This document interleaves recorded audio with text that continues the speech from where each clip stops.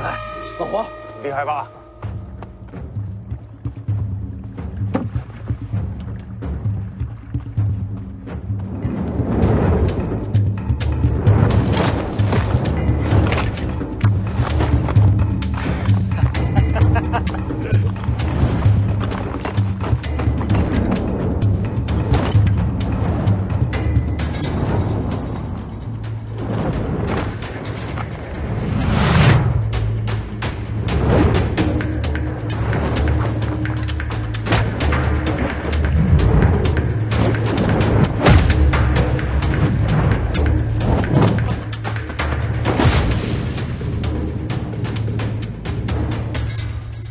李一山还活着吗？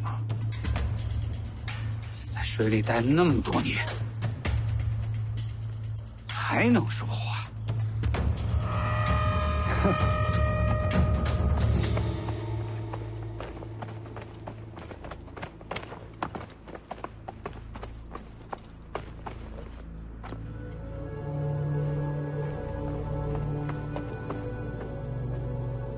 别动手！滚开！哎，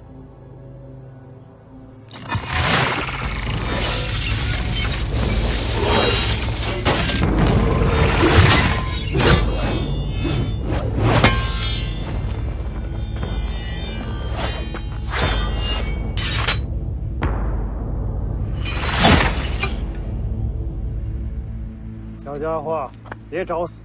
是说我救的你啊！所以现在你还活着。我，这就是你说的收服啊？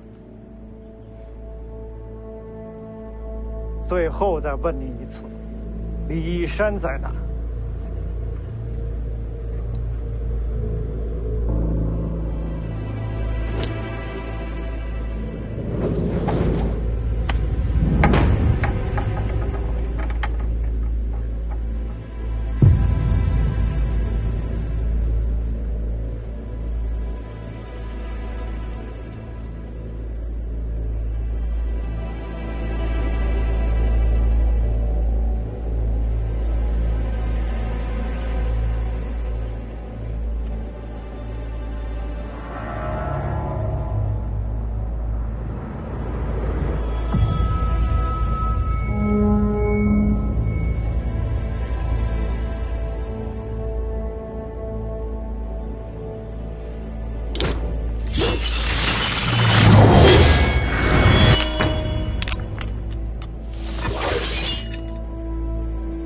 李一山，你活着就好，不然我这仇都不知道找谁报。李一山，当年的无双国师，他不是已经死了吗？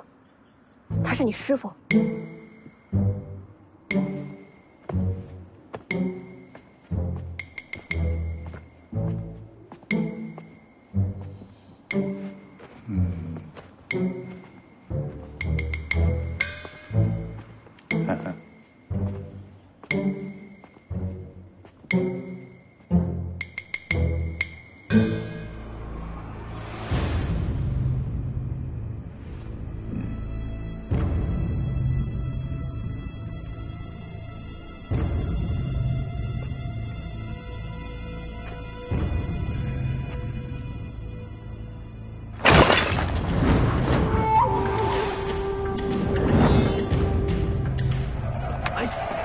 说你出了馊主意，你不是说把他放出来就能收服了吗？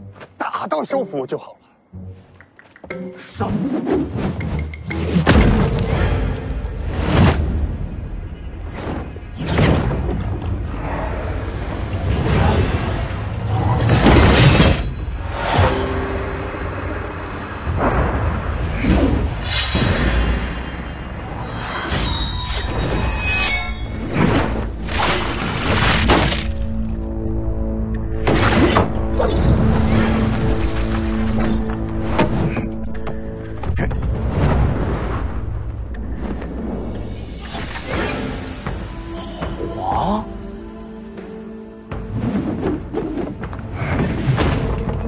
剑九皇，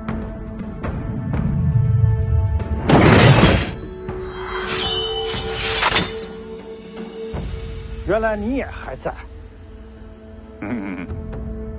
好，爷爷我就破取9剑，报当年战败之仇。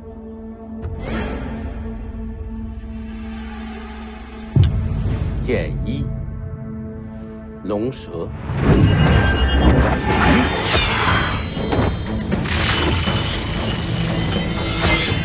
剑2，并蒂莲。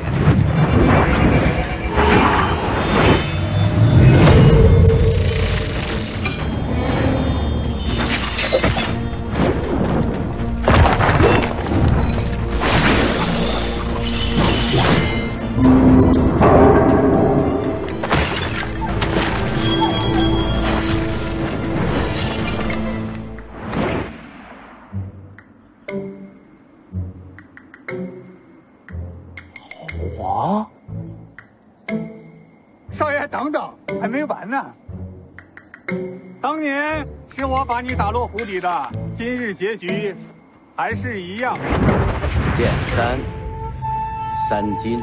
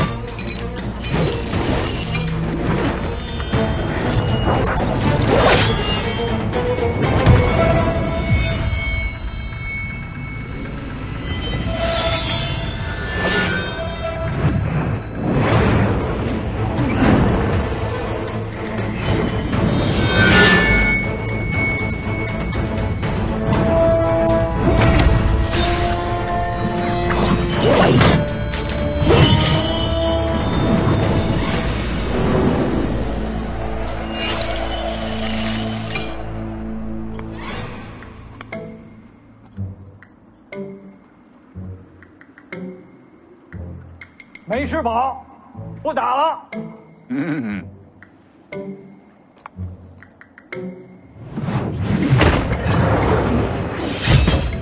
老黄，你，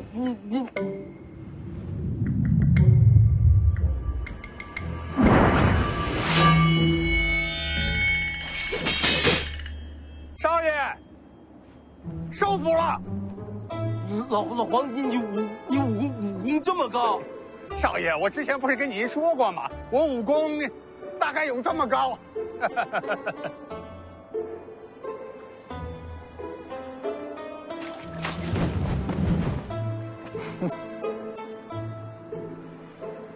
人家邓太阿手里就一支桃花，这剑九皇的剑匣子里可全是名剑。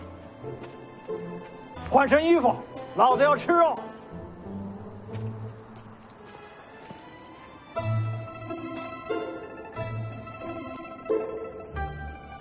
你是剑九皇，你知道他？近50年用剑高手，除剑神李纯刚之外，只有2个，一个是桃花之心剑神邓太阿，再一个就是他了。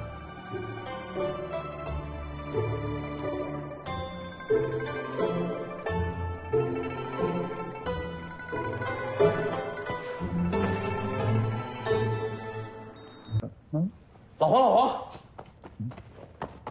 酒，黄大侠，给大侠上酒。哎，老黄，你下午说的那个，少爷，咱们那次吃鸡是顺了2只蛋还是3只蛋来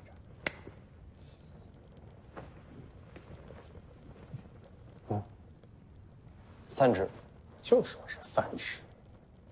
哎，老黄，你今天下午说你要走，去哪儿？我得去一趟龙虎山，黎阳王朝第1大教派，你去那儿干什么？有些个故人要去会一会。会完了，我得去一趟武帝城。东海武帝城？你去那儿又是做什么？有一场架，打了一半，我得去打完了。自打我记事，你就在府里，你这架什么时候打的？快30年喽。那会儿还没我呢。少爷想不想听一下老黄的故事？你说。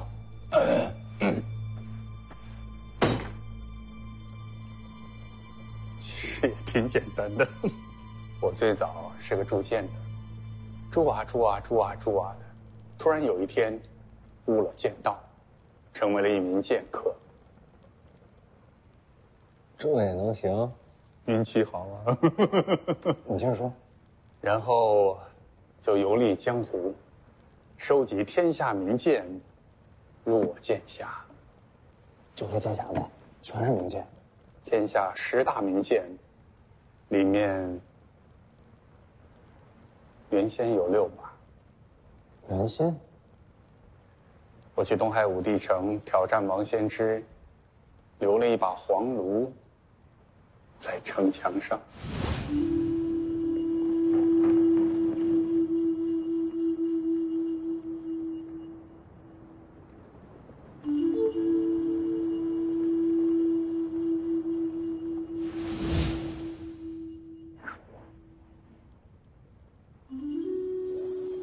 输了。输就输嘛，哪有人长胜不输的？不行，打到一半我就知道自己输了。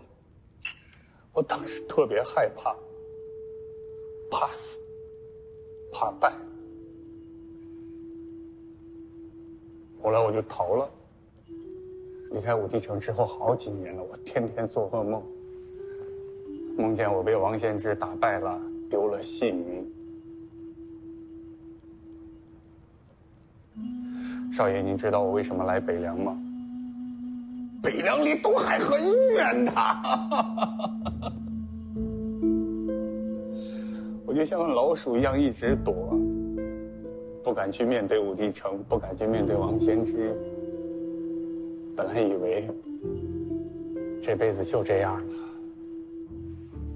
直到跟少爷游历了这3年，我才过了这一关。跟这3年有什么关系？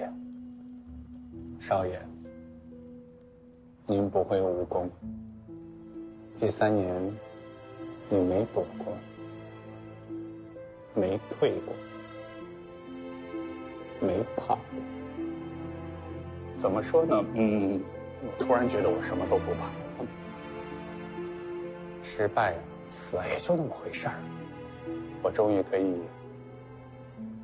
面对那个在我胸口压了30年的武帝城，我终于可以去面对心底的王献之。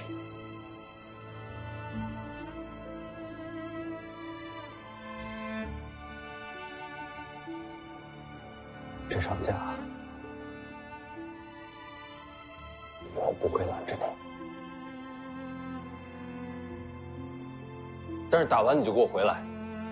其他人烤地瓜，没你烤的好吃。我答应少爷，打完了马上回来。第一件事就给少爷烤地瓜。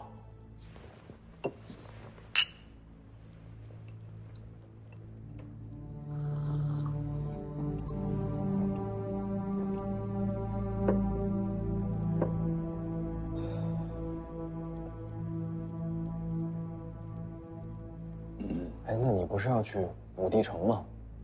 之前还去龙虎山干什么？做买卖。跟龙虎山的人做买卖。龙虎山里边有个老家伙，一直想试探一下王献之的底细，但是他根本不敢出手。那知道我要去迎战，欢天喜地的要在旁边观战，这不就是买卖吗？就是反正这场架也要打，不如顺便跟龙虎山要点东西。那当然了，雁过必须拔毛啊！你要什么东西？保密，少爷以后会知道的。老家。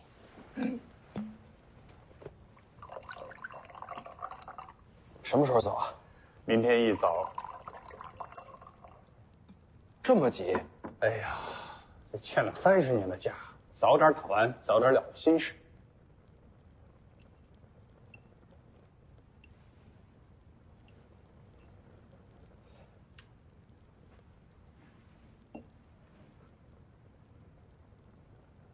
老黄，你那首歌怎么唱的来着？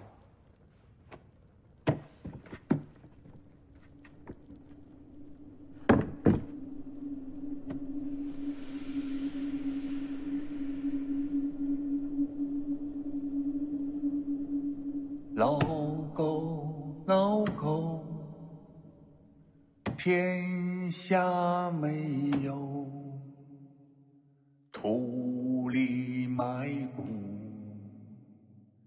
田里寻苦。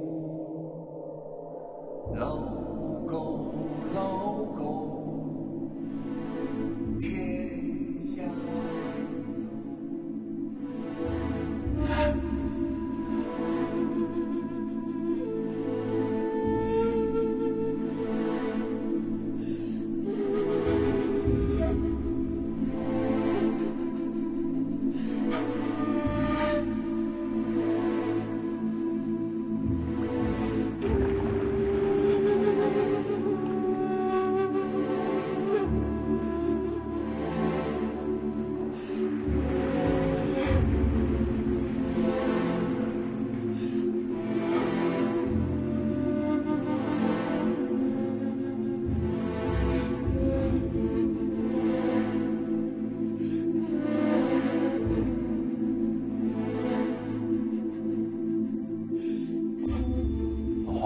这首歌原来唱的是你自己的，可不是吗？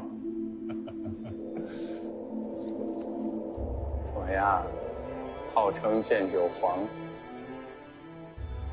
其实第9剑根本就没弄出来，直到跟少爷游历这3年，把3年的点点滴滴融在里边，这才有了剑九。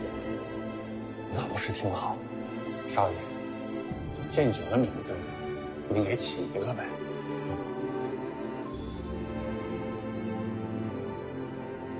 咱们这3年能走了多少路？来来回回的，怕是有6000里。那就叫6000里。不喜欢，将来再换。就这个名字，剑九6000里。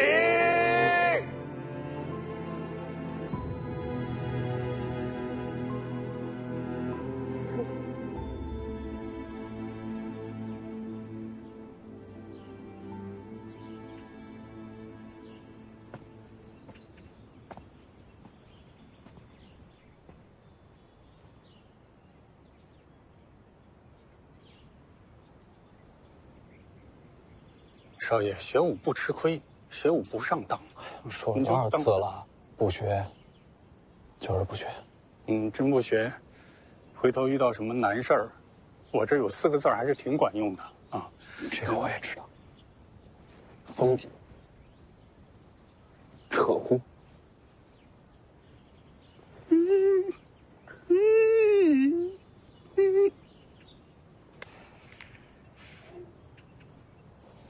我送你一个东。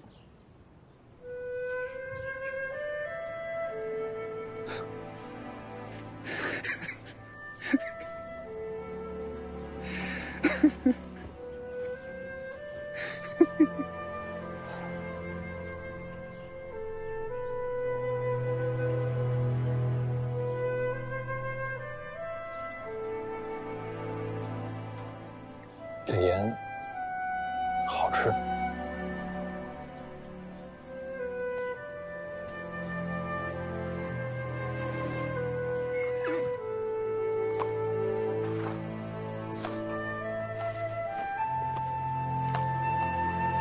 你有啥跟少爷说的？你说。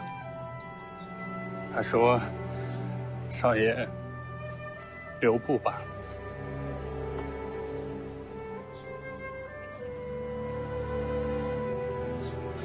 走吧，我送你们出城。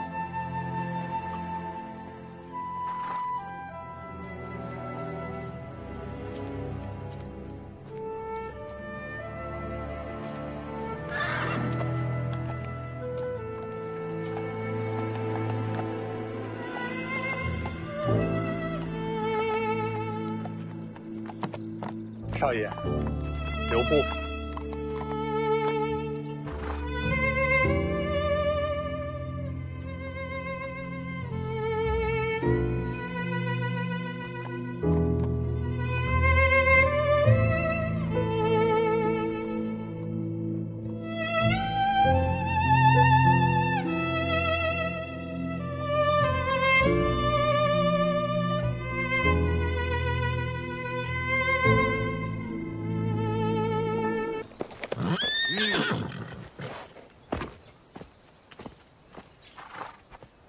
这是出什么大事儿了？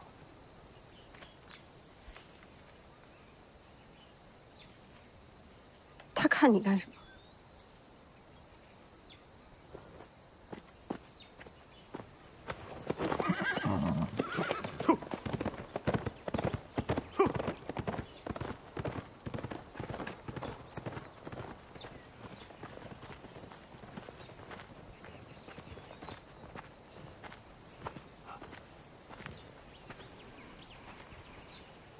出什么事儿了？我也是刚刚得到消息，跟我有关？说呀！剑九皇死了。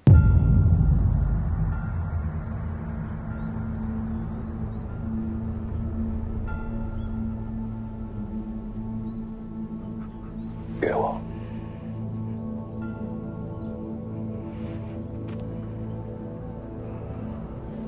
剑九皇，他去了武帝城后，先找了一个酒馆，要了2两黄酒、半斤酱肉、1碟花生米，炸的。他不喜欢粗泡，不喜欢水煮，就喜欢吃蘸盐的油炸花生。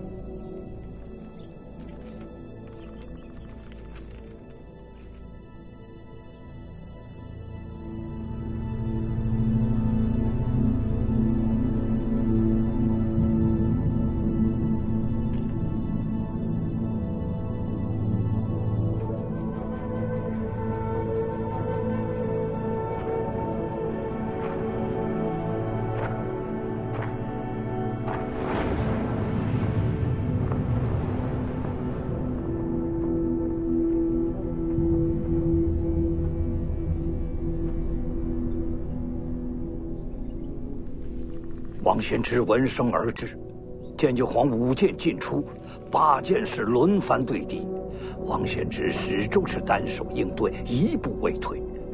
68招后，剑九皇用出剑九，有一武林人亲眼见到这一剑，乘此剑如银河倒挂，倾泻千里，已非人间剑术。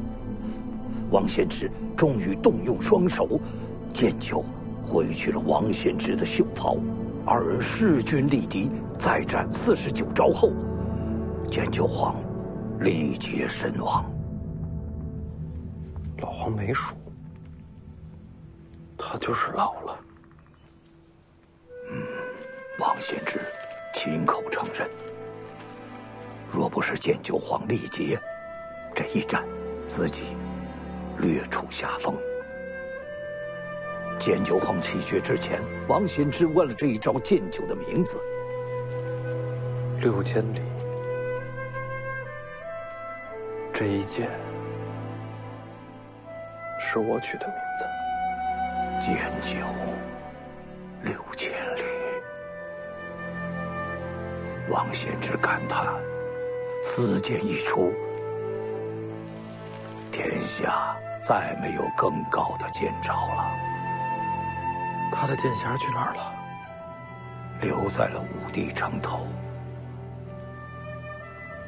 终了时，剑九皇经脉俱断，盘坐城头，望着北方，死而不倒。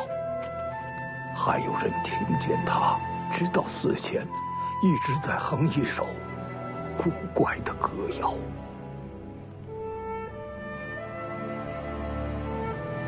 北方，他这是看着北凉呢。能把王献之逼成这样，天底下没有几个了。剑九皇已经是传奇了。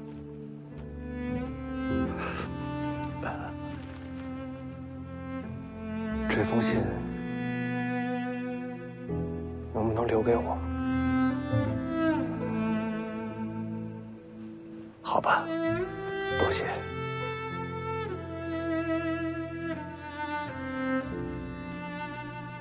识字节哀吧，剑九皇也算是求人得人。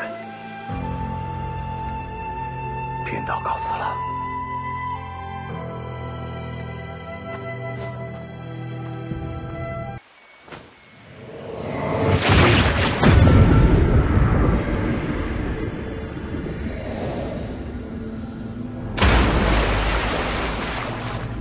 王重楼要传功给徐凤年。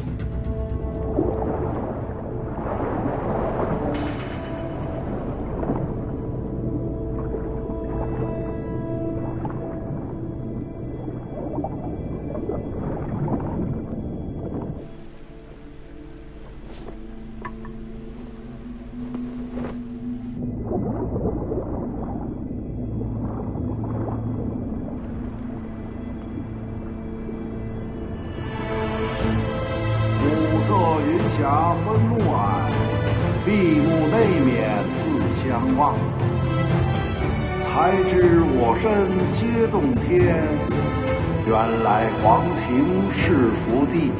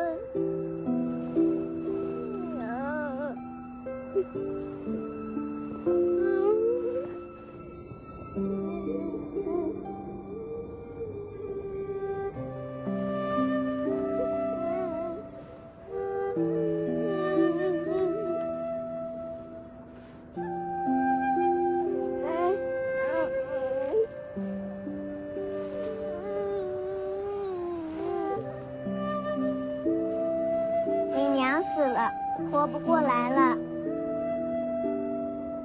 可是你还有爹，还有姐姐，还有弟弟，我全家就剩我一个人了。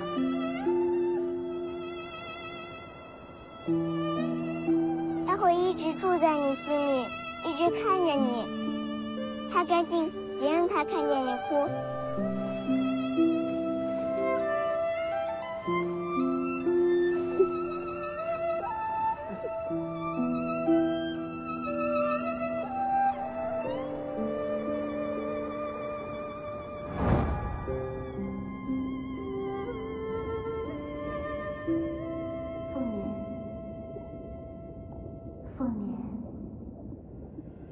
凤年。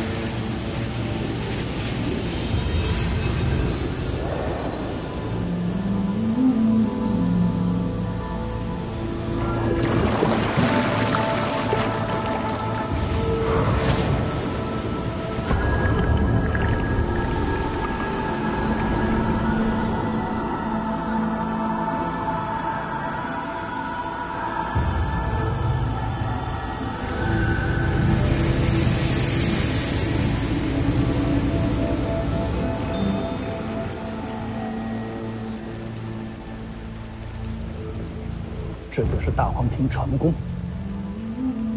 武当果然已经归顺北凉。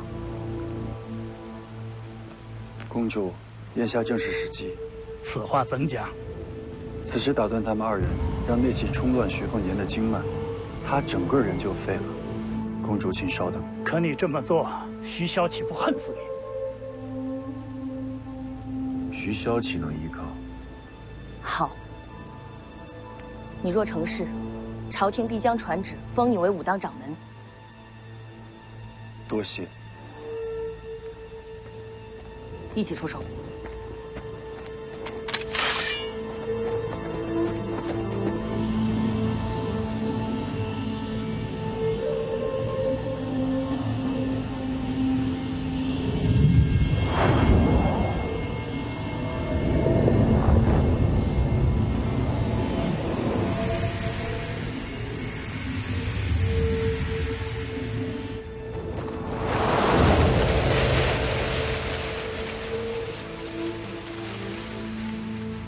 这又是谁？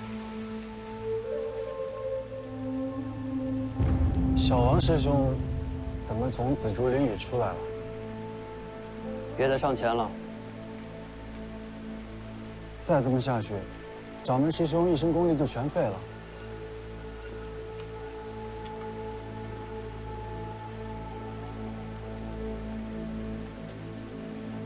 这是师兄自己的决定。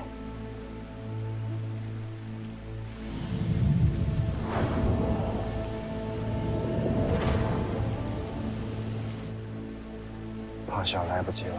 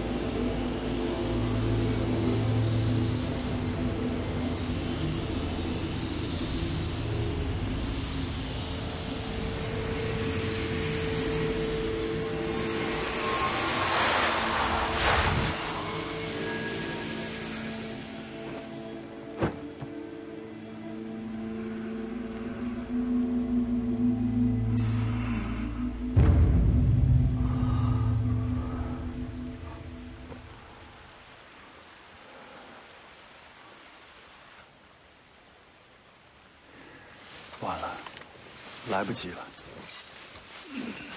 哎，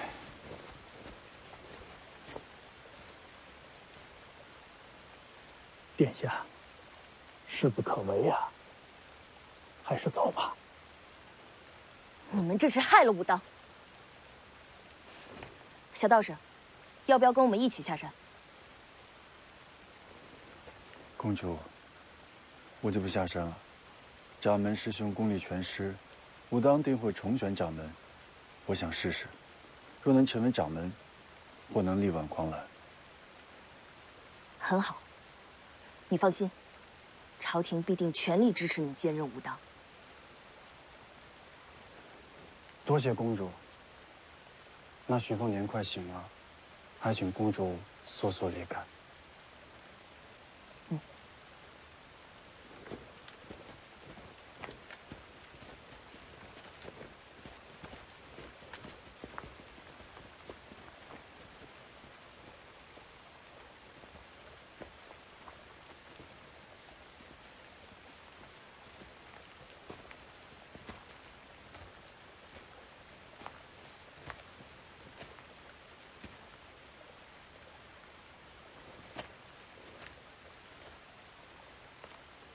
小王师兄演得不错，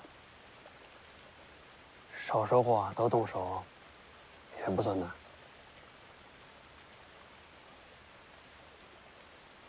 去看看掌门师兄吧。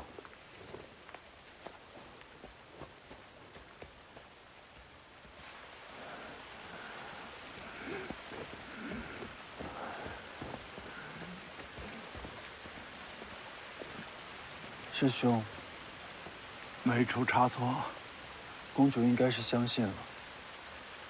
借北凉之威震慑龙虎山，再让京城为你助力。这样一来，你接手武当，就万无一失了。师兄，别苦着脸，用我这身大黄庭为武当换个未来，这是赚了。你手上的这把神图，交到你的手里，你当知道为了什么？寿山。风雨飘摇，师弟成就天下第一之前，武当就靠你的这把桃木剑来收成了。我在，武当便在。你们都先上去，召唤诸位师兄弟。过会儿我有话说。那你的师兄？我等他醒来。去吧。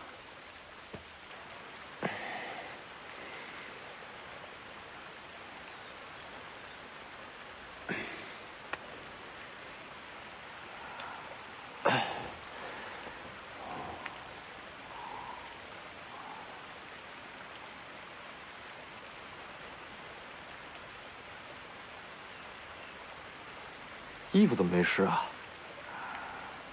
已经蒸干了。点火了？真气比火好用。已经把大黄庭给我了。给了。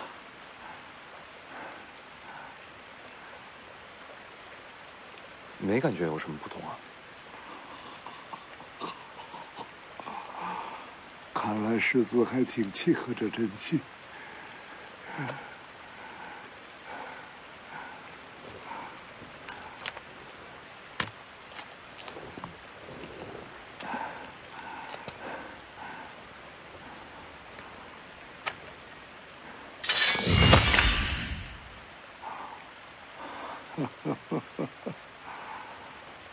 真气能留下几成，就看你自己的造化了。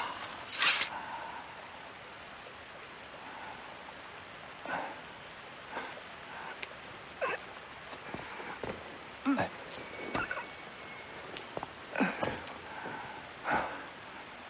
多谢。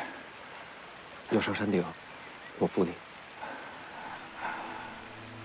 有劳师子了。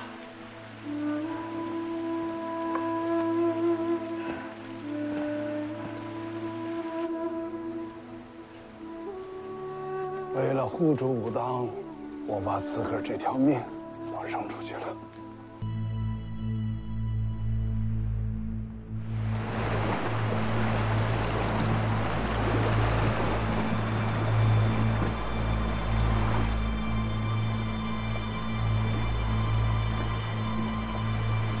下场后到月行津驿斩查，便能进城。不走那边。那该怎么走？绕路，走西门。好。西门有什么特别？老黄就是从西边进的城。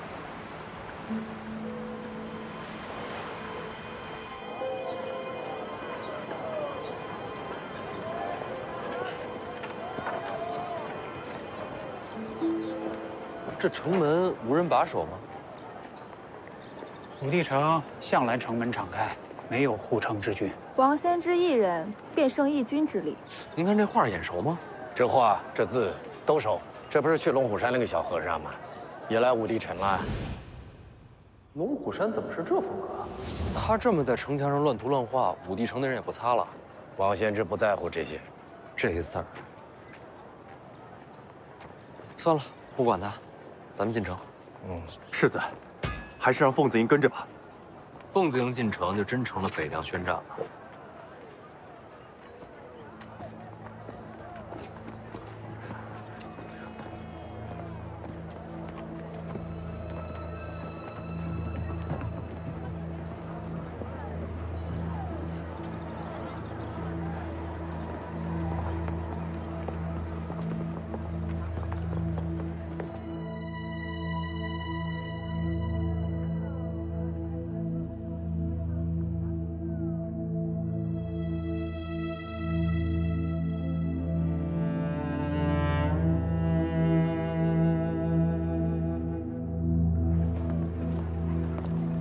老黄就是一个人进的场。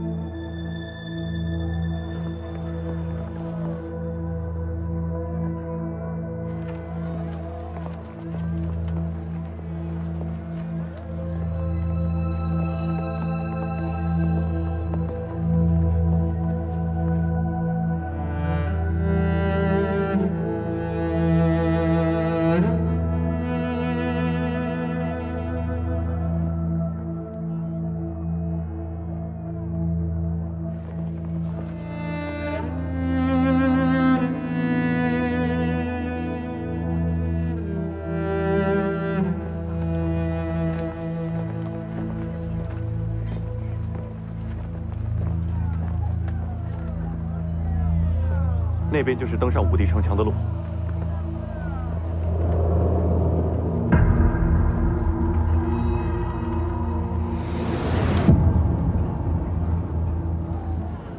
武帝城有12武奴，都是败给王仙芝之后，心悦诚服、心甘情愿地留下来替他守城。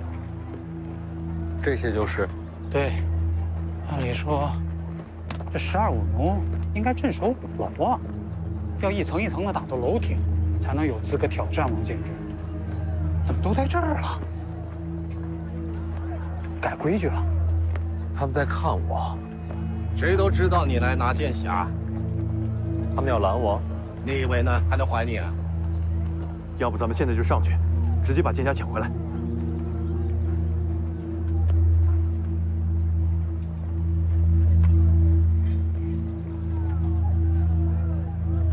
不急，先跟着老黄的脚步走。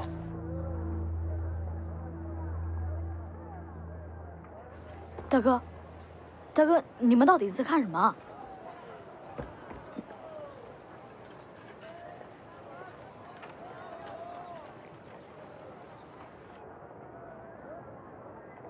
老黄跟王仙芝决战之前，在这儿喝了最后一碗酒。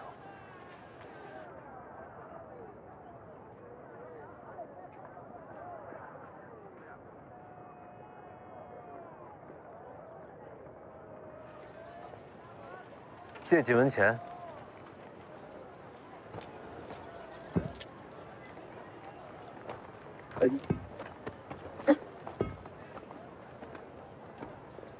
怎么了，顾爷爷？让世子自己去吧。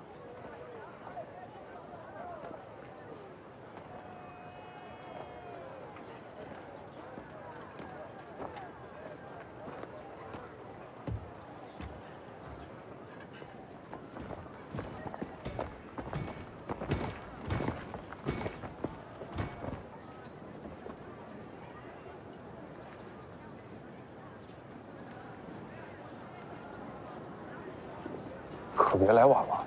不会，李成刚与王仙芝动手，不可能这么风平浪静。我们来的正好。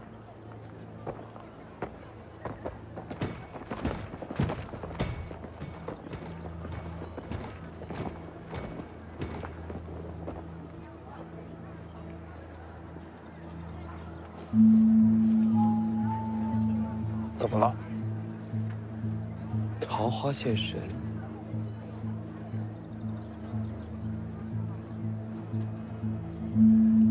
邓太阿，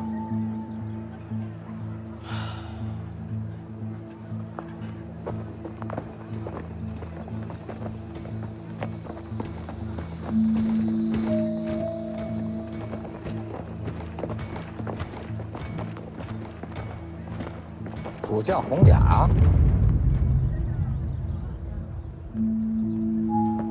见过前辈。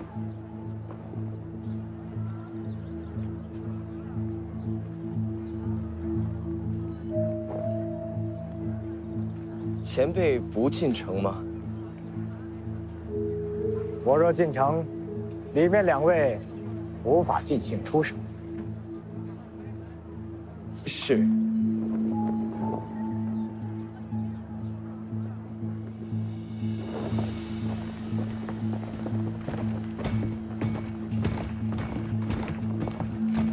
这位也来了，武帝城怕是要打乱。越乱越好，先找到徐凤年。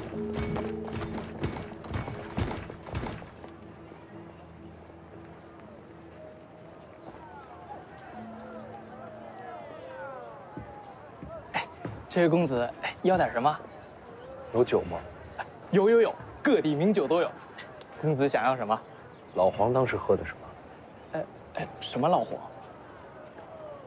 干干瘦瘦的老头，背着个匣子，曾经在你这儿喝过酒。这，喝完酒之后登上武帝城楼，和王先知交手那位。见酒黄，一招见酒6千里，震惊天下那位是吧？那您可算是找对地方。当时那位前辈就坐在此处饮酒，之后这才生出那般豪气，与那王献之斗的是天昏地暗，日月无光啊！他喝的什么？我记得是黄酒。给我来一壶。好嘞，您稍等啊。公子，2个碗，谢谢。这放在这儿。公子您看，要点什么下酒菜？他当时做了什么？他说我家酒好。还有呢？之后这就没什么了。再想想。我想想，要了2两黄酒，半斤卤肉，还有还有1碟花生米。他还做了什么？之后就坐在此处，一直望向北方，还频频举杯，好像是在敬酒。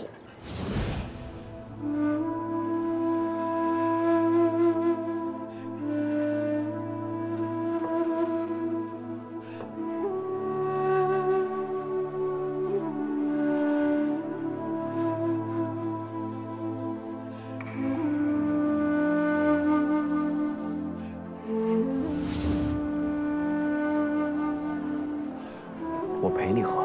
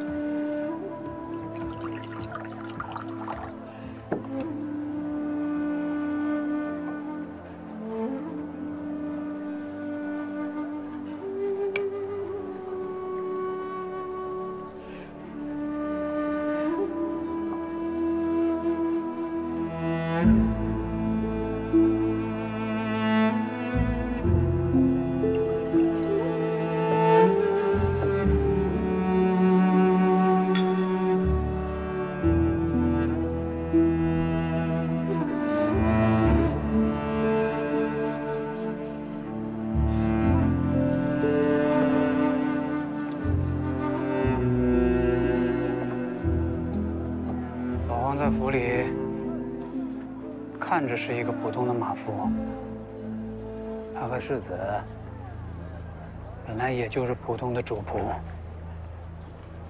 然后世子离开北凉，3年游历，这3年他一直陪在世子身边。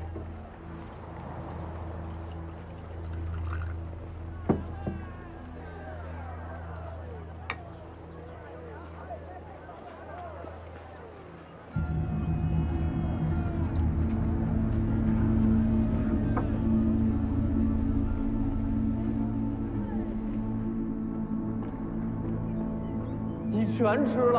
好撑啊！少爷，你去哪儿啊？少爷，你学武不吃亏，学武不上当。慢点吃，都是你的。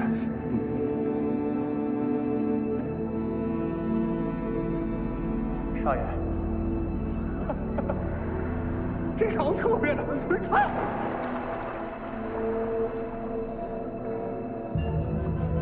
老王，加油！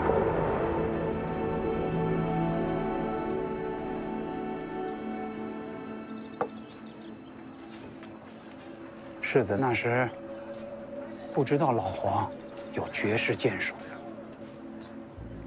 在世子的心里，剑九黄这个名字不重要，一直陪着他的是马夫老王。他是世子的同伴、友人，到最后也成了彼此的亲人。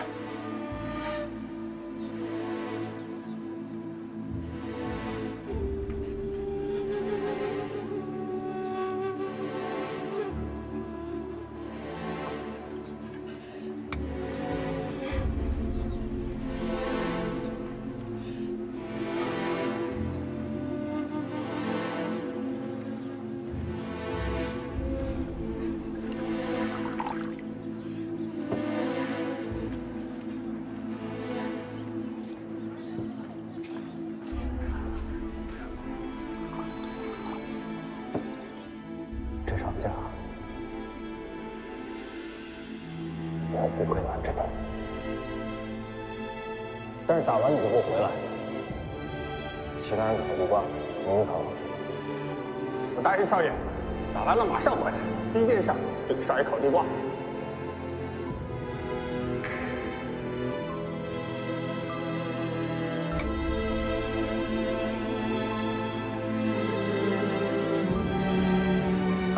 门牙都坏了，还这么爱吃花生，酒量也不好，2两黄酒，让你喝了这么久。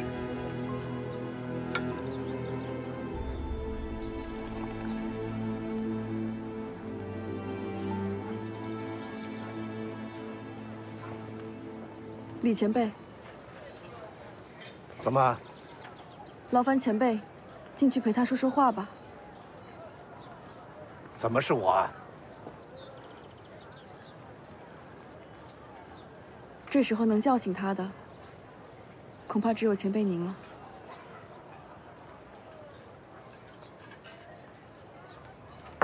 少喝点儿，每次喝醉了，还得我来收拾。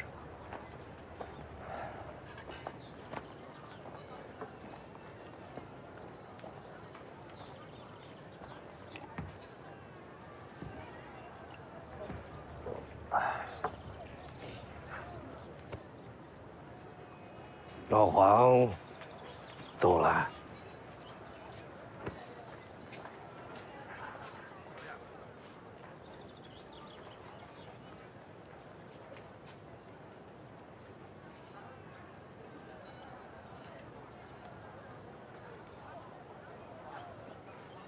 我知道他走了，前辈，我没疯，我只是想隔着时光陪他走一程。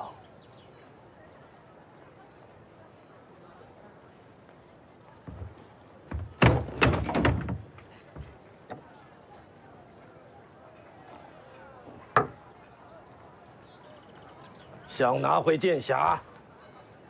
想啊。你自己告诉他。告诉谁？这里是武帝城，还能告诉谁？见王先知，不是说要打上5楼之巅才能见他吗？这是他的规矩，又不是你的。是啊，这是他的规矩，又不是我的。你该怎么让他知道你来了？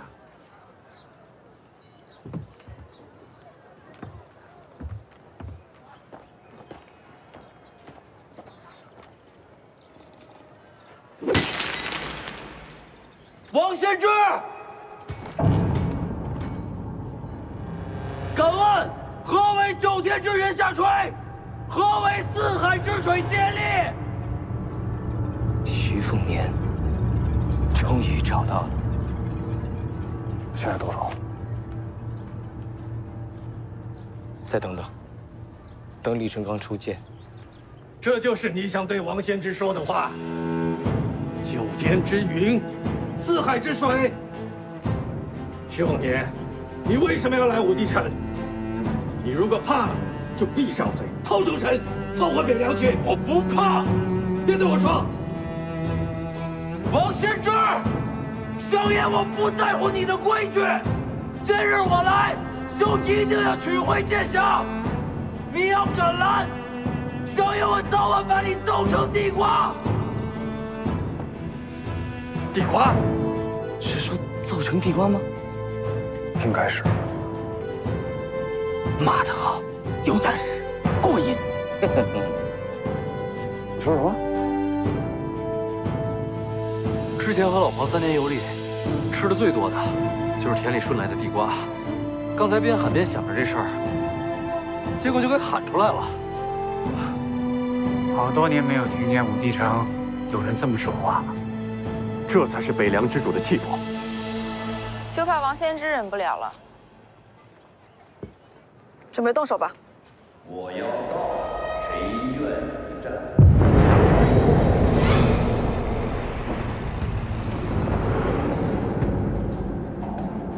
天下第2王先知。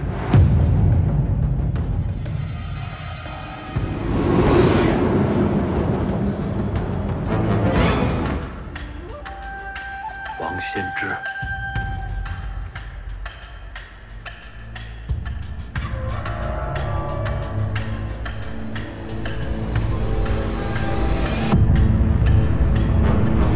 还能是谁？我先给你打个招呼。前辈请讲。就算王先知不在，12武奴也还在镇守城池，要登城楼不太容易。都到这一步了，还能退吗？说得对，都到这一步了，不能退了。借剑一用。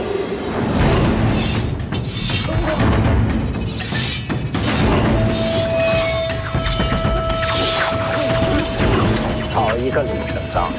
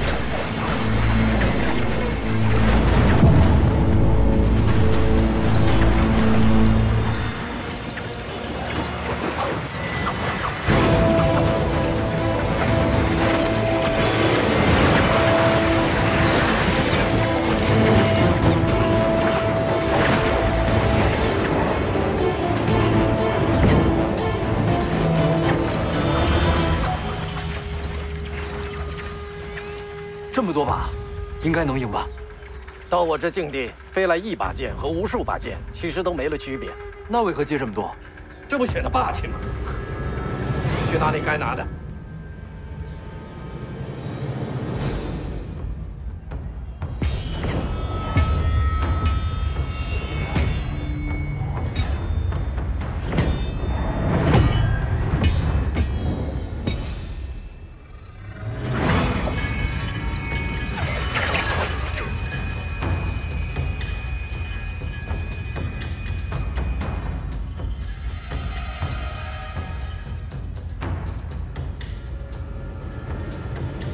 王先知，李淳刚来访东海，借着满城剑与你一战。李剑神，又见面了。打完再聊。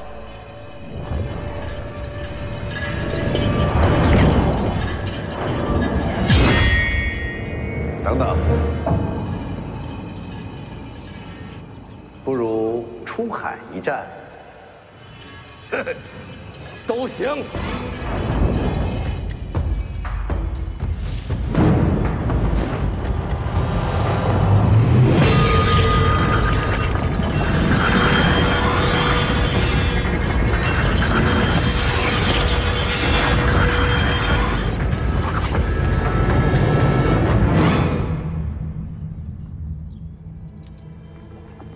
当是最强一战。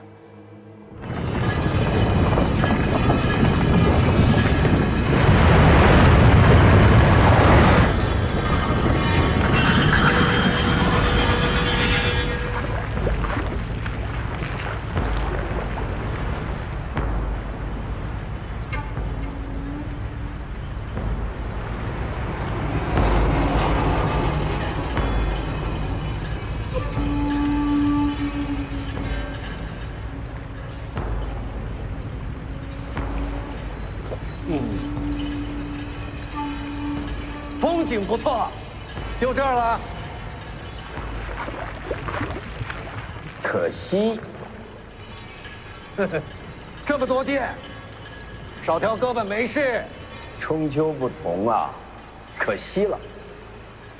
没什么可惜，别说少条胳膊，手脚没了，我李纯刚一样不怕打架。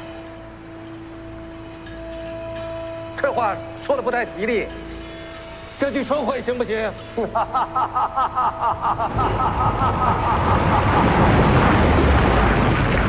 天地同力，有意思。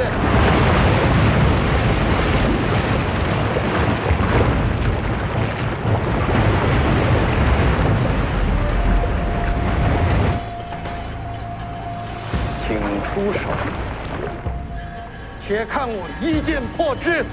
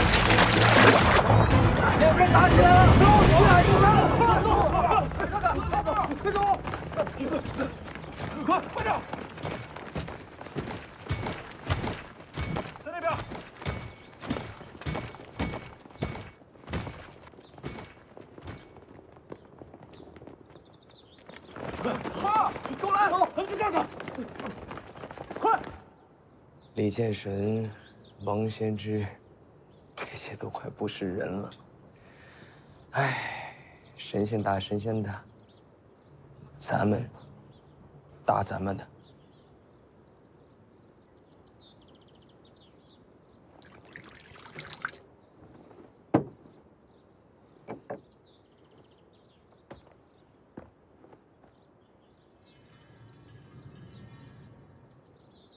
好活，当赏。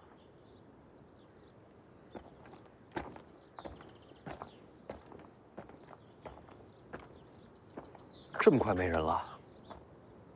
都去了海边，向就近观战。咱们也该办事了。请世子发令。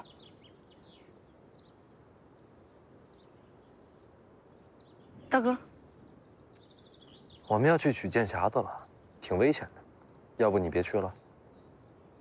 我愿与大哥共进退。好，共进退好呀。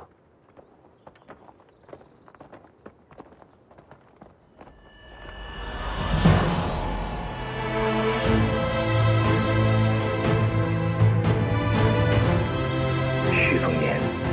你终于出现了。李淳刚不在，不动手吗？人家身边那么多人呢，急什么？他要登城墙，那些武龙定会出手阻拦。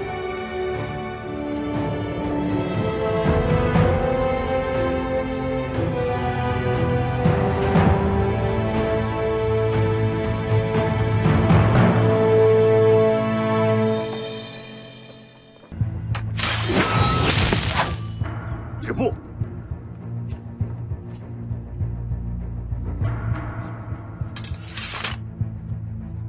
我家老黄落了东西在上边，我只取一样，其余不碰。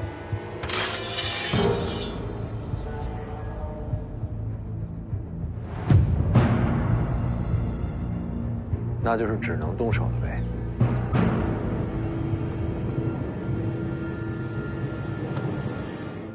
要跟这几位打架，你咋办？我与大哥一起冲杀。好，真是好兄弟。想等打起来讲道是吧？大哥，你说什么？我说我答应你。既然你要为大哥冲阵，自然要成全我兄弟这一腔血勇。大哥，你干嘛呀？大哥，我还是个孩子。且看我家兄弟冲杀！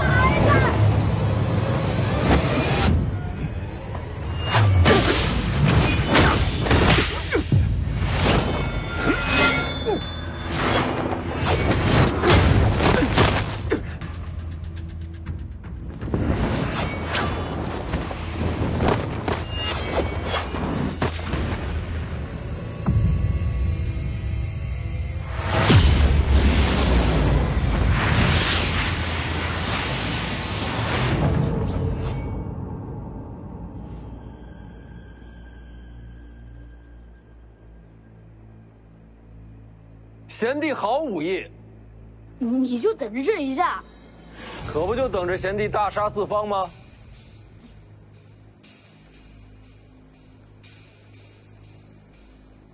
其实我并非徐凤年手下。说得对，诸位手下留情啊！大哥，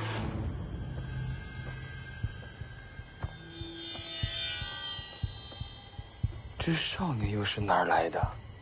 毕竟是北朝世子，想必是暗藏了护卫。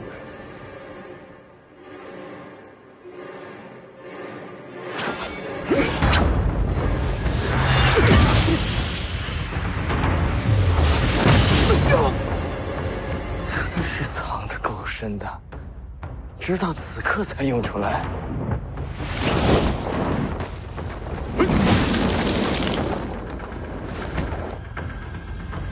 真是好身手。这大概就是曲凤年的杀招了。他身边那些人的路子都算摸清了，只有这个少年是个意外。等下出手，全力杀他。不该先杀曲凤年吗？能先杀曲凤年自然最好。可是你看此人，面对6名武奴，依旧首当其冲，忠勇之极。要杀徐凤年，此人定会挺身而出。再等等。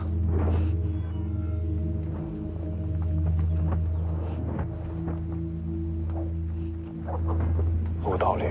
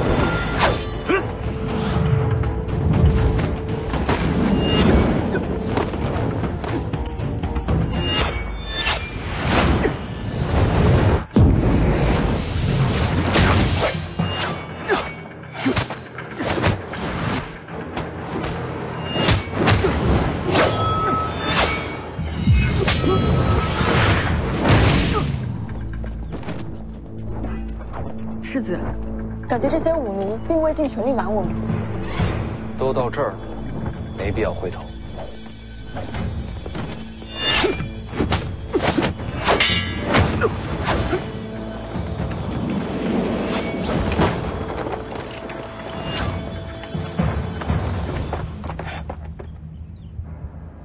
机会来了。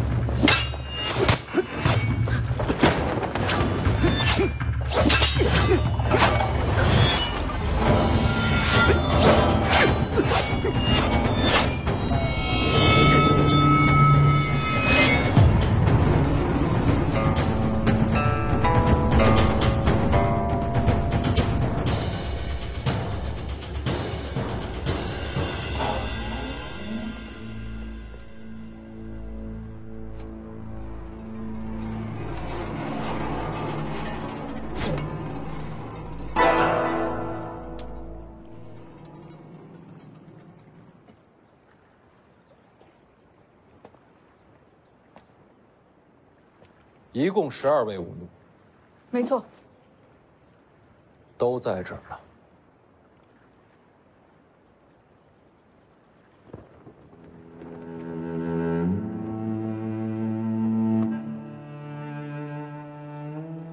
你也在。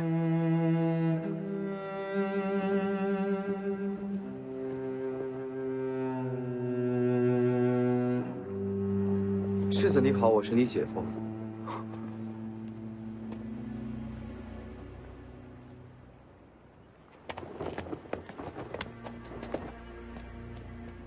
又见面了，自家亲戚，我帮你吧。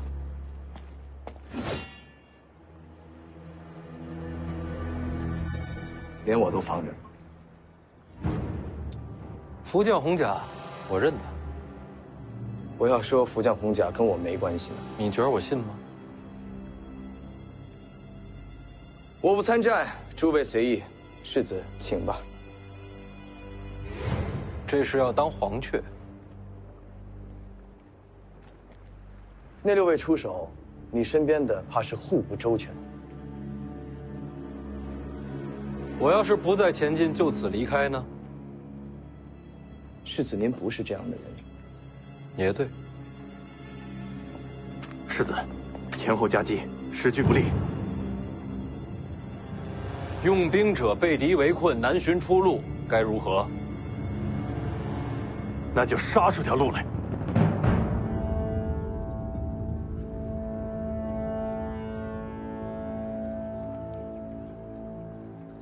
对，杀出条路来。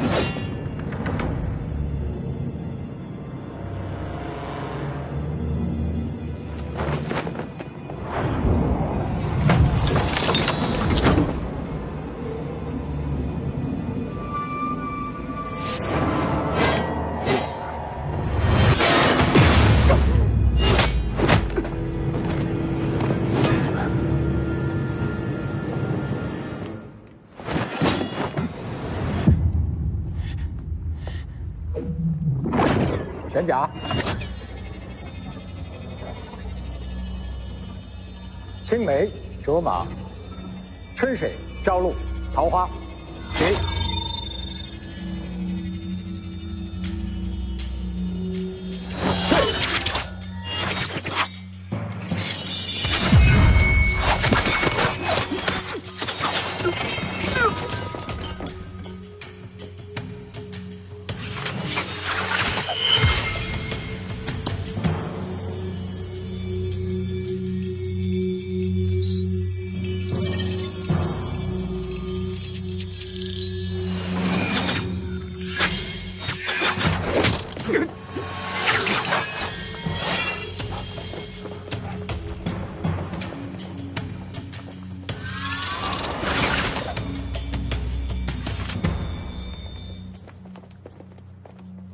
怎么不倒了？那一尾既然出手，拦不拦的也就没意义了。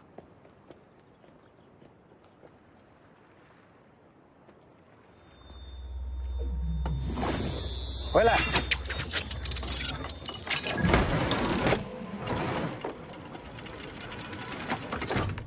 多谢前辈一剑之恩。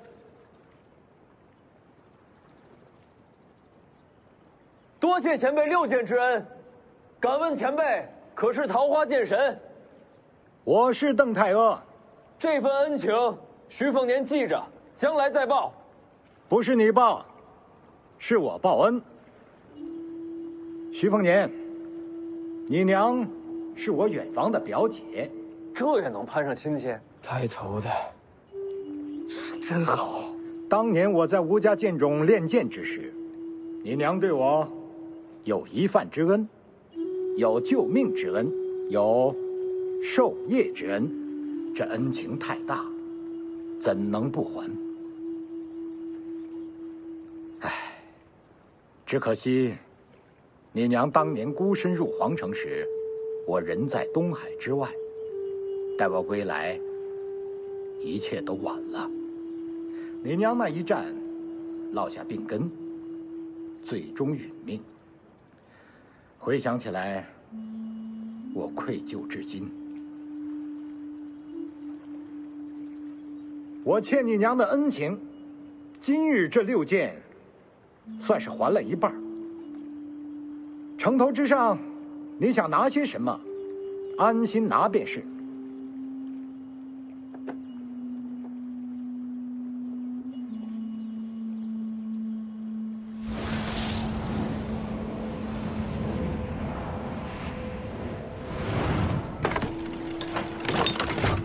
这12柄飞剑，也算是追随邓某一生，今日赠于世子。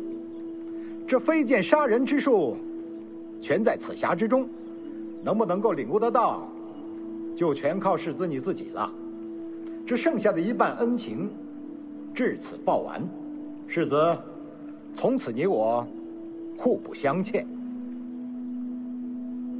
多谢。世子先把飞剑收了吧，回头收。桃花剑神的飞剑术，武林里的无上绝学啊！我知道，谁让我眼光浅呢？这时候，那个剑匣才是天下第一重要。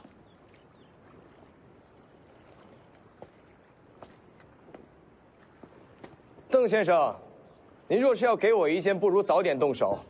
我在这边上等着，心里不是事儿。恩情还尽，因果结了，世子与我无关了。那我若是等会儿对徐凤年出手，您不出剑，我的剑已经送人了。邓先生这般身份，定是一言九鼎。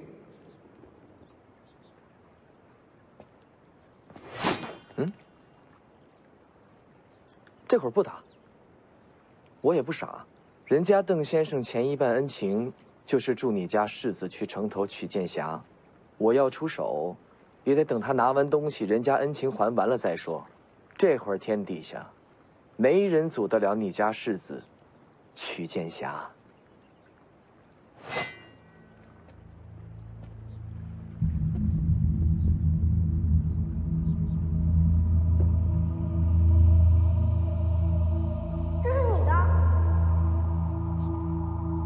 世子问你话呢，你赶紧回啊。是我的。世子，这是府上新来的马夫带来的旧东西，就不带进府里了。啊。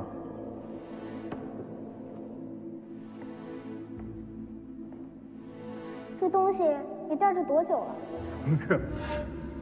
带着很久了。这是你的就是你的，拿着。可以不要。我娘说了，陪着你的是缘分，也是情分，人和物都是如此。其实我也不太懂这句话，反正别乱扔旧东西，将来想要了哪儿找呀？哎。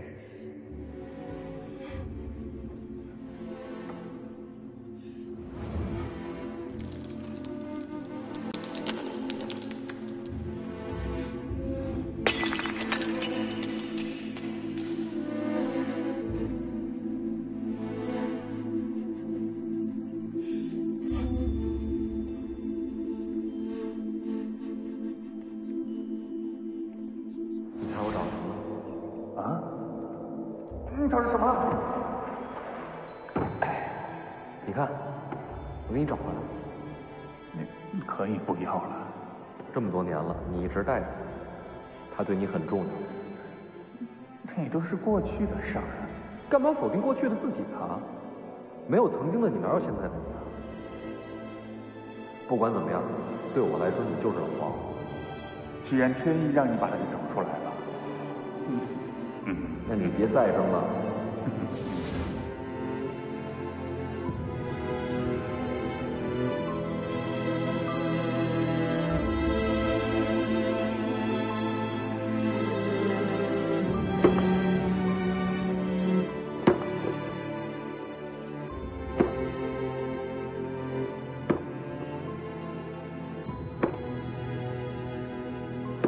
你姓什么？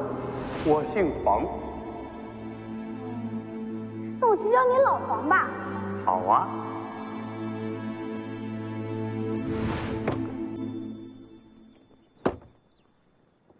老狗，老狗，天下没有断了尾巴，没了归路。老狗，老狗，天下没有土里埋骨，天里辛苦。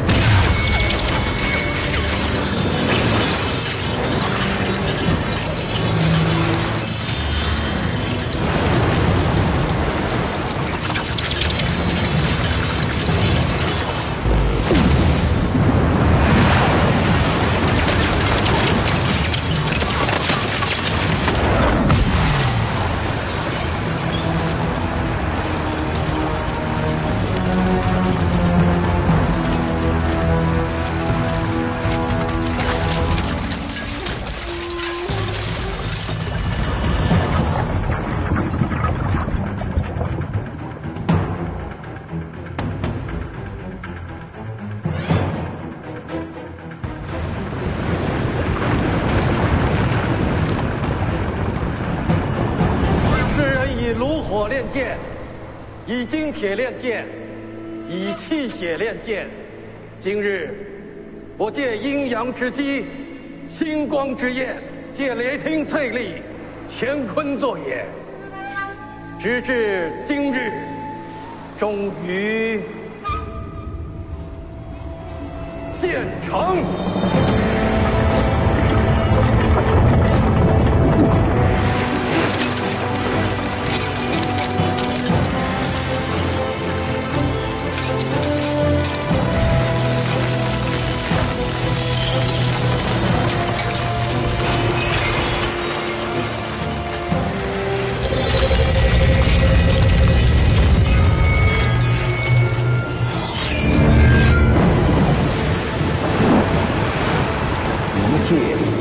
开天门，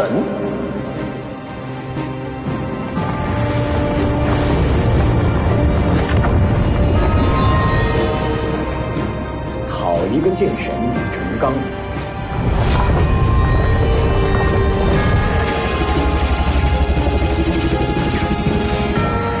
好剑！李淳罡此剑开得天门，杀得你王仙之否？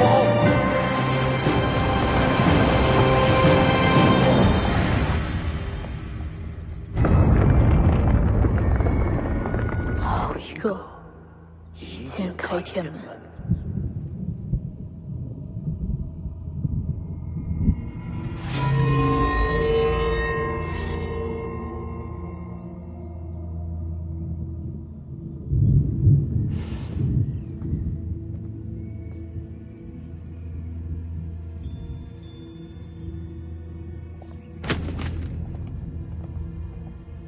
小师叔，又去偷菜了。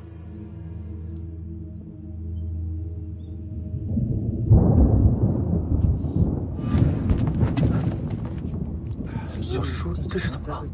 不知道。小师叔刚才好好的，怎么成这样了？现在还好好的。小师叔啊，别动他！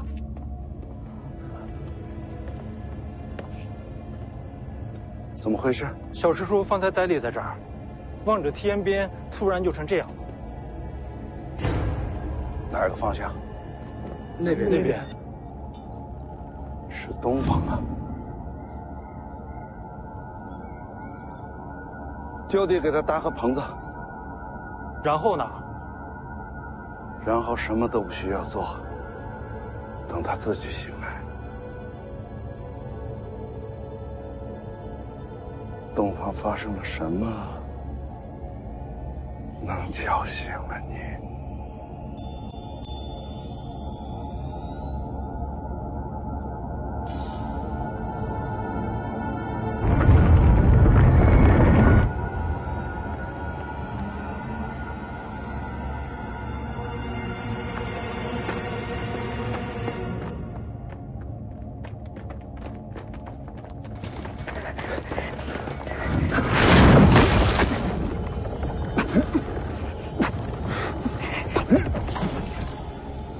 终于等到这一刻。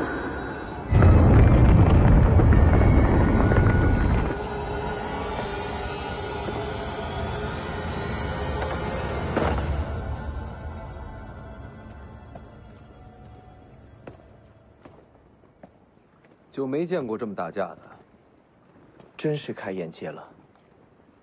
你说，他们还是人吗？是。哦。王仙芝我不清楚，李剑神绝对还是人。剑匣取回来了，那我可以继续动手了吗？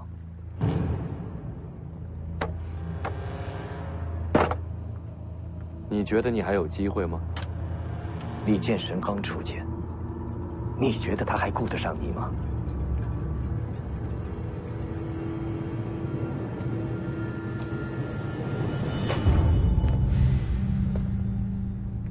还有个人藏在这里。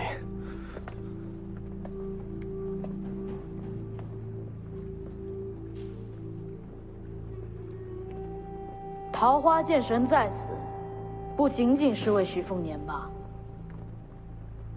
见过赵老天师。你认得我？虽未谋面，却也听闻过赵老天师的风采，也是难得。知道我的人极少，怎么就遇上一个？你运气不错。没明白。李淳刚和王先之动手之后，我就能杀你了。可偏偏星湖内，感受到武帝城外有绝世高手，便想着再等等。没想到等了个桃花剑神的报恩局。方才阁下与武奴动手时，藏了手段，闹着玩玩，何必较真呢？敢问阁下的身份是？被认出来就不瞒了。贫道龙虎山赵玄素。宣字辈，世子，宣字辈可比当今的龙虎掌门还高了2倍。眼前这位，怕是已经活了2个古稀。猜到阁下要对我动手，但没想到辈分这么高，也是难为赵老神仙了。这几日还要管我叫大哥，我都不在乎，你在乎什么？敢问阁下还杀我吗？本来还是该杀一杀，毕竟邓太阿在，该留几分面子。前辈也是来杀徐凤年的。方才邓前辈说过，他的恩情已经报完了，之后徐凤年的生死均与他无关。眼前这位世子，还是可以杀一杀的。晚辈愿与前辈联手，如果桃花剑神不出手，眼前这些人是拦不住前辈的。下面的符角红甲是你的，若前辈喜欢，可拿去赏玩。你就是赵凯，前辈知道我。徐凤年我不杀了，杀你也一样。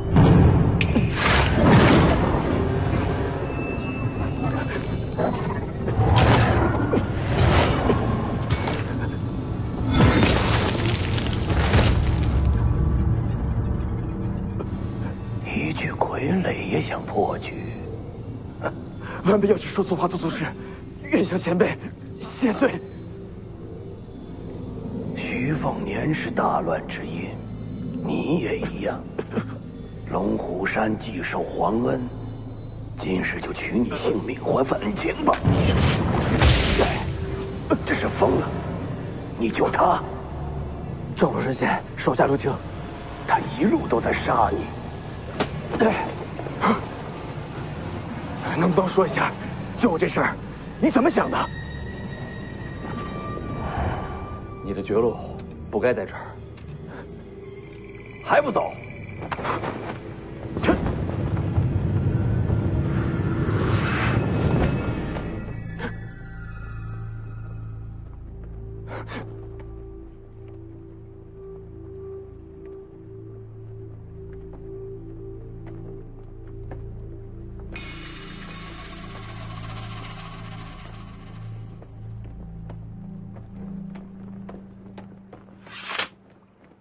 想来想去，也想不出你救他的理由。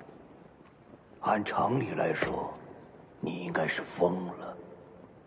有可能，可我知道，你小子心思极深。你救他，必定是有一个极其重要的原因在。给赵老神仙赔罪。现在的年轻人真是越来越了不得。要不是邓太阿在，我真该杀了你。还请赵老神仙手下留情，放过那2位。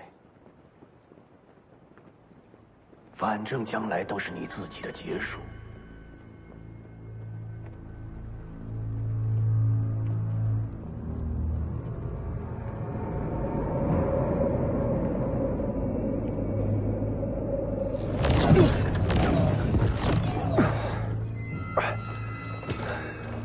这都什么局面？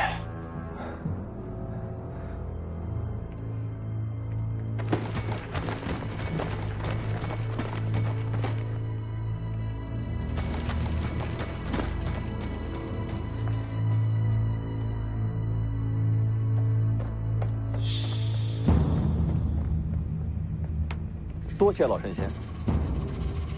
老神仙这次来武帝城，不仅仅是为了杀人吧？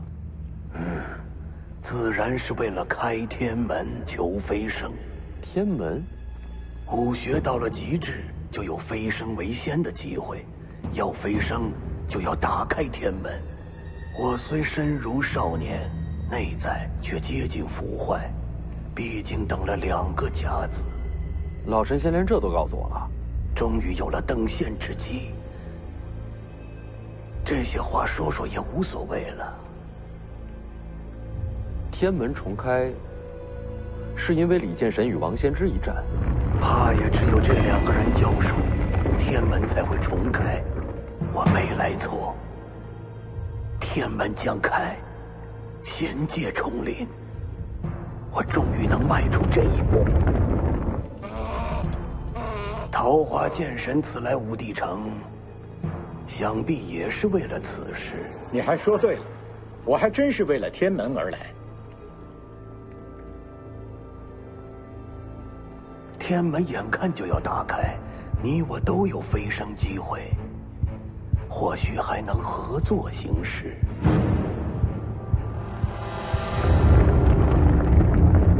这2人全力交锋了。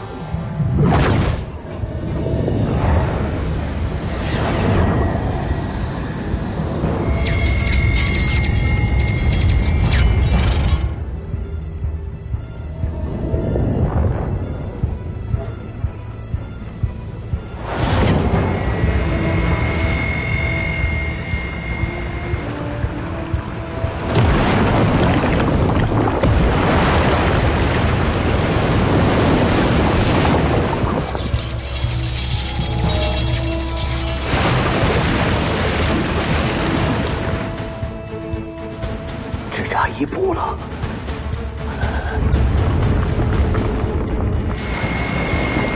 白大妈，天门将开。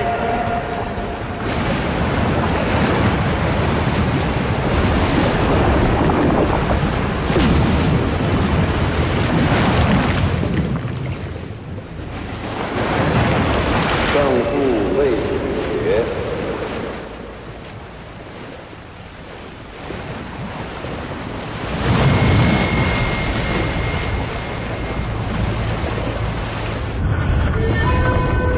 王仙芝在做什么？怎么停手了？数十年来唯一一次开天门的机会，他们俩就准备放过了不成？或许他们2位不愿飞升呢？不愿飞升？为何不愿？或许比起仙界，他们更想留在人间。人间有什么可留的？这种机会怎能错过？如今契机已成，再加一份力，便能打开天门，迎回仙界。既然如此，就由我来打开天门吧。剑戟！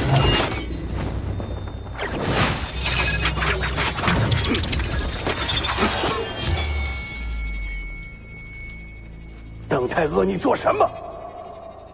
老天师方才有句话说错了，邓某此来武帝城，确实是为了仙界天门，只不过不是等它打开。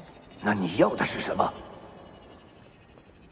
我要的是阻拦天门重开，要仙界与人间断了往来。为什么？历来古籍素有记录，仙人下界。所谓仙人，早已抛却人心，以天道自处。每逢仙人临凡，仅凭喜好，便要改换天下之事，江河改流，山川移位，都属平常。更有甚者，仅凭一己之好恶，便要断人间之生死，不知换来多少白骨累累。那又怎样？世上王朝更迭，不也是杀戮不断？别的不说，这位是北凉世子，他爹徐骁当年杀了多少人？怎不见你提剑斩杀？王朝更迭，乃是人间自己之争斗，我从未想过让天下无杀戮。说起来，我自己所练的，就是杀人之剑。可是人间之事，自然由人来决定。这人间，不需要仙人。就为这个，你要拦下天门重开，断了天下武学者的前进之路吗？哼，邓某从来就不是讲道理的人。你拦我飞升之路，你我便是不共戴天之敌。你也拦不住我。峨眉朱雀，黄铜皮肤，西里太阿。剑阵，此剑阵取名冰解，本来是为王仙芝而准备的，却不想用到了阁下身上。我倒要看看邓剑神能否冰解贫道。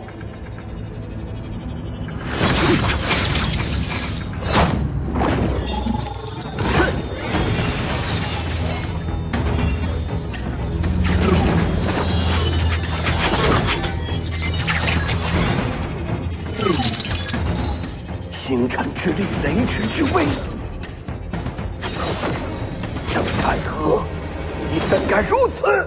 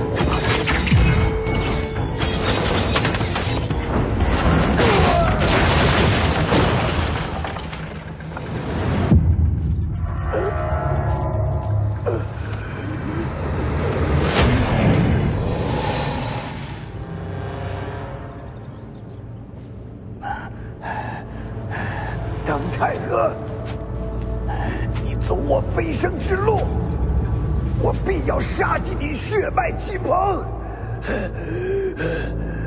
赵老天师，此时收手，还能保住性命。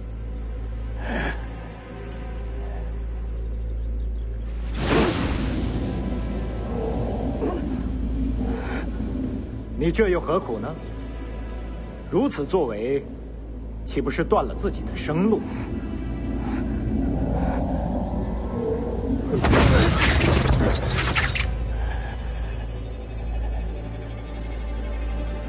天人之间，岂受他人束缚？这人间，我已待腻了。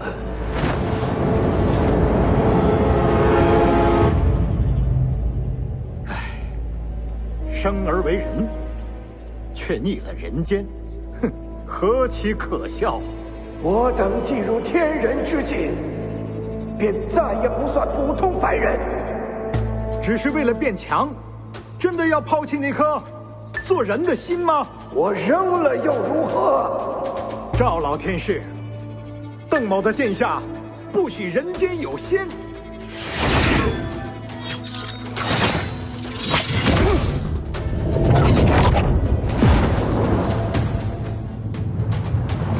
徐凤年，他既然与你有恩，我就让他死在你面前。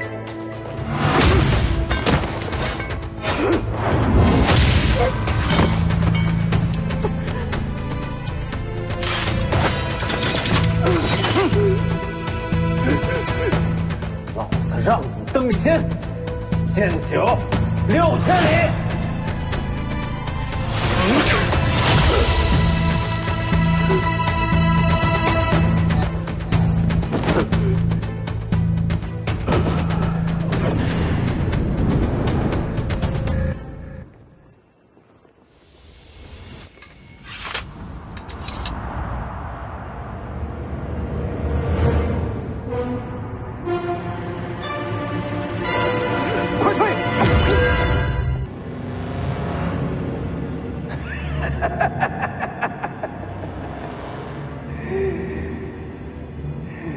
吓我一跳，这般境地，就算是神仙也杀不了人了。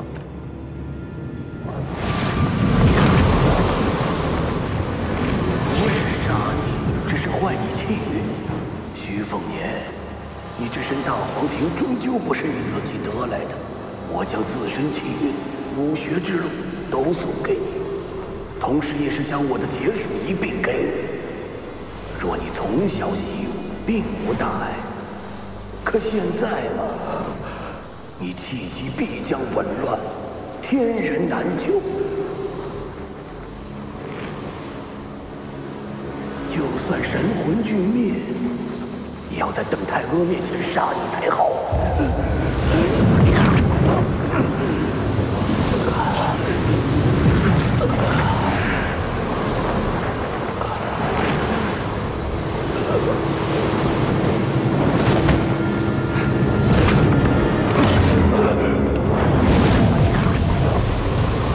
转气运之术，你是那老家伙的弟子。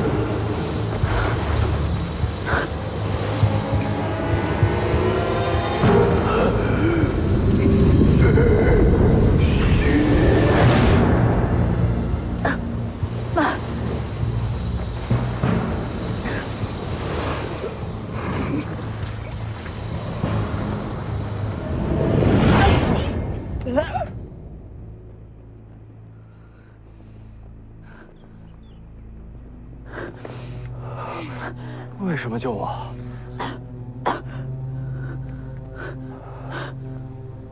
世子，世子，世子！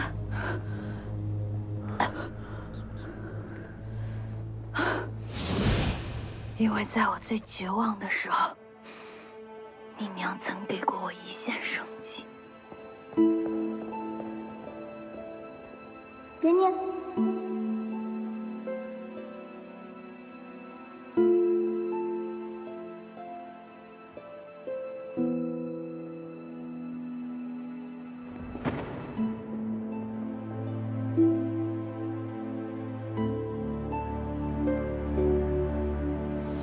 谁杀你，哼，我便杀谁。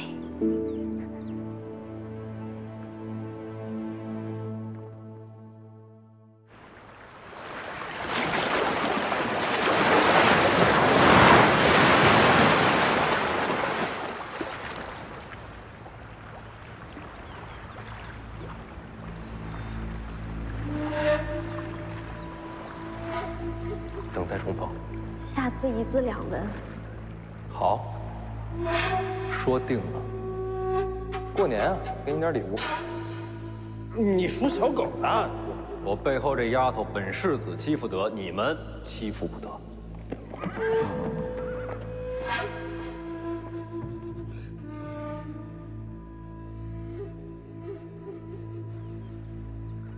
我生来就欠这世间的，都会了才好。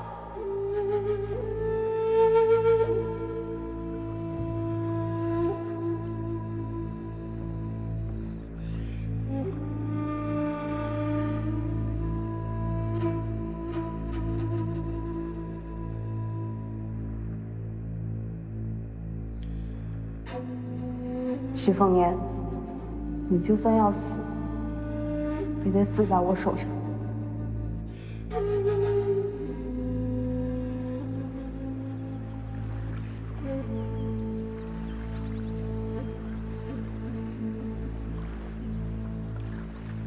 你相信我，我能两全。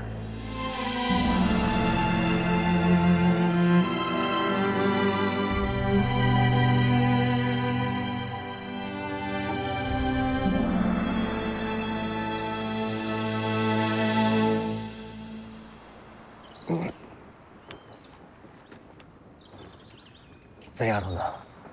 已经走了。什么都没说。没说。当世最强一战结束了。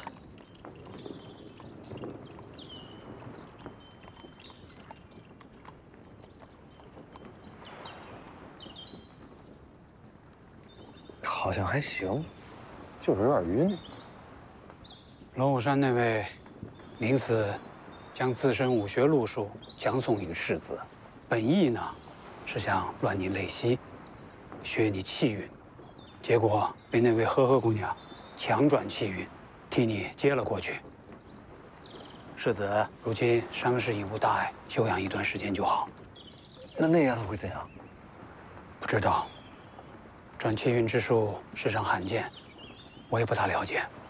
他呀，既然会这奇术，身后自有师承，不会出什么大意外的。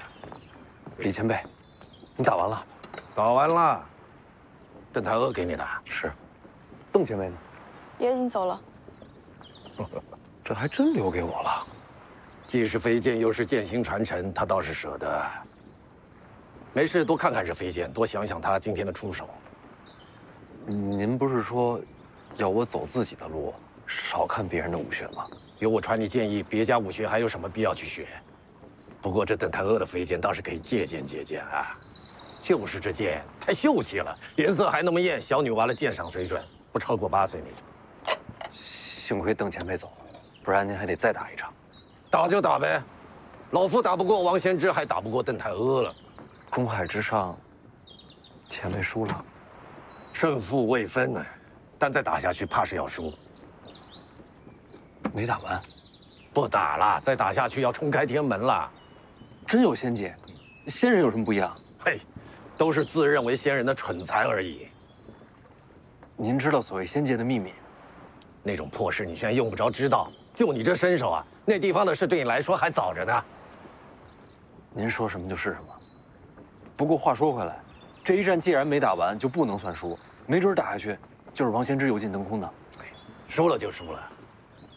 王先知底子扎实，悟性又高，修为稳步上升。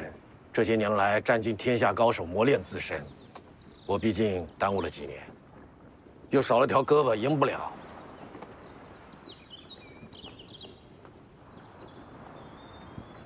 反正我心中，您才是天下第一。谁会在乎啊？打得尽兴就好。不过方才一战，王先知也使出了9分力，普天下逼他到这一步的，怕是没几个了。他还没出全力。王先知若出全力，恐怕只有500年前的吕祖才能稳压他一头啊！这么强吗？啊！哎呀，那咱们还在武帝城？废话，赶紧跑呀！我还拿了老黄的镜匣。哎呀，拿着吧，这点面子王先知还能给我？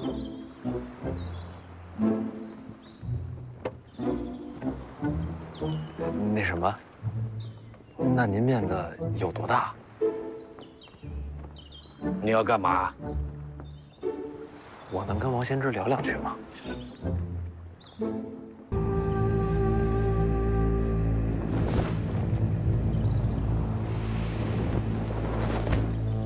王先知，睡了吧？聊聊啊！这么喊人能来吗？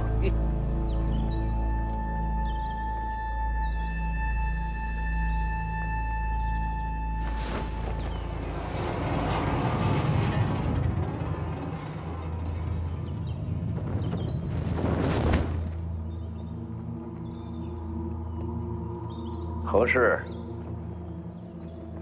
这小子找你。邓太阿的12飞剑，给这小子了，运气不错。王前辈你好，晚辈徐凤年，在此有1事相求，不对，是2事相求。求我？说。这第一件事儿，是想请王前辈借辆好马车。不瞒前辈，有伤在身，回城不想走水路了。你杀了武帝城6名武奴，又抢走了剑九皇的遗物，如今又跟我要马车。那6人并非为我所杀，我也没那本事。至于老黄的遗物嘛，我会给前辈一个交代。怎么交代？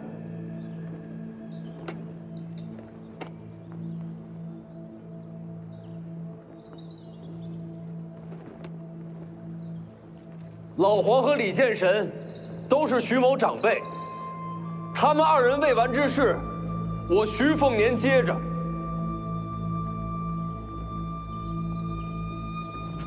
老黄力战身死，是武者归宿，无怨无悔。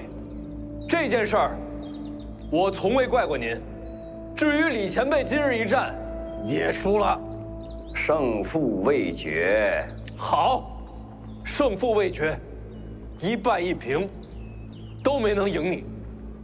王前辈，给晚辈一些时间。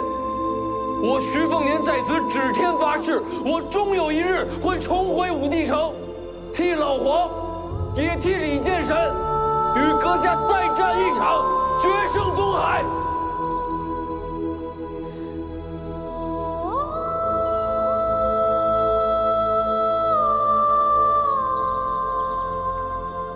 你在约战？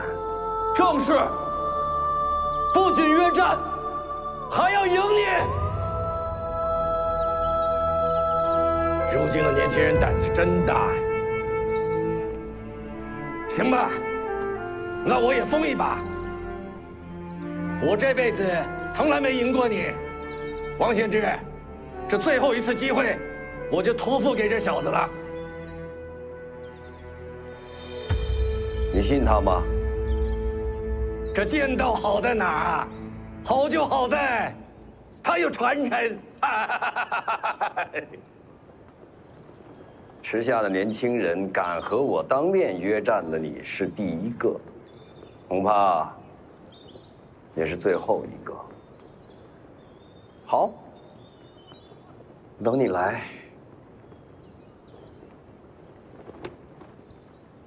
多谢前辈。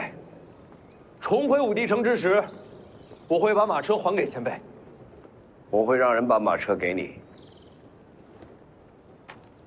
这第二件事儿，是我听人说，我娘当年遇袭之日，您也在京城。您一直在查害我娘的凶手。小姐过世起，就一直在查，这些年追查凶手，整理出来的东西，都在里面了。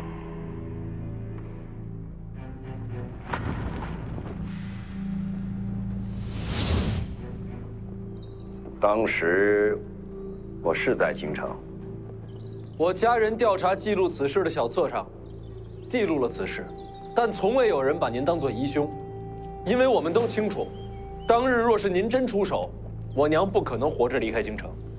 我去京城与他无关。我只想问前辈，当年有谁围杀了我娘？那几日是见到几个不该出现的人来到京城。不过那一战，我没撞到。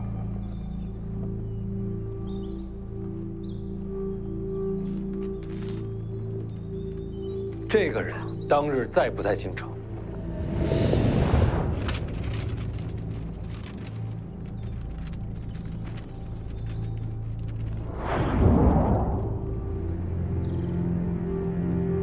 他在。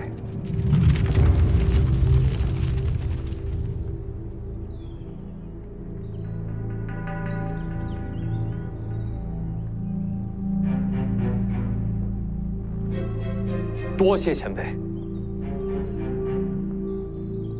除他之外，还有谁在？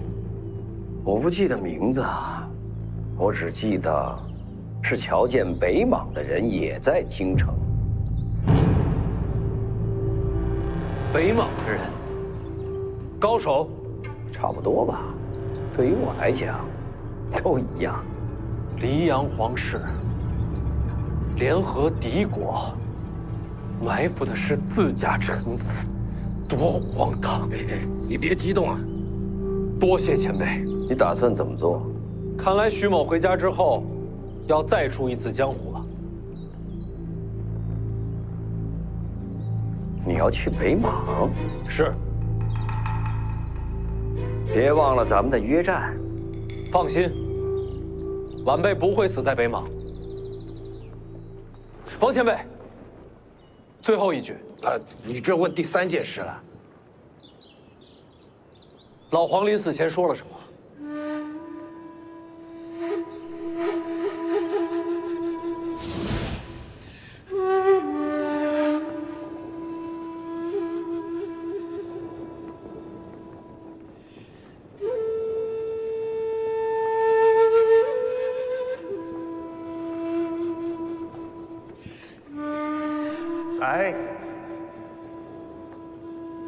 给少爷上酒。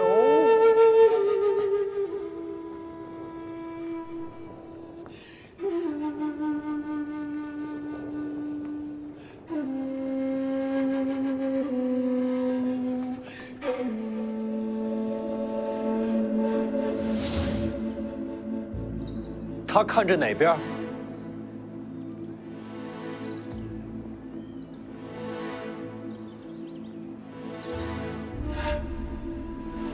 北。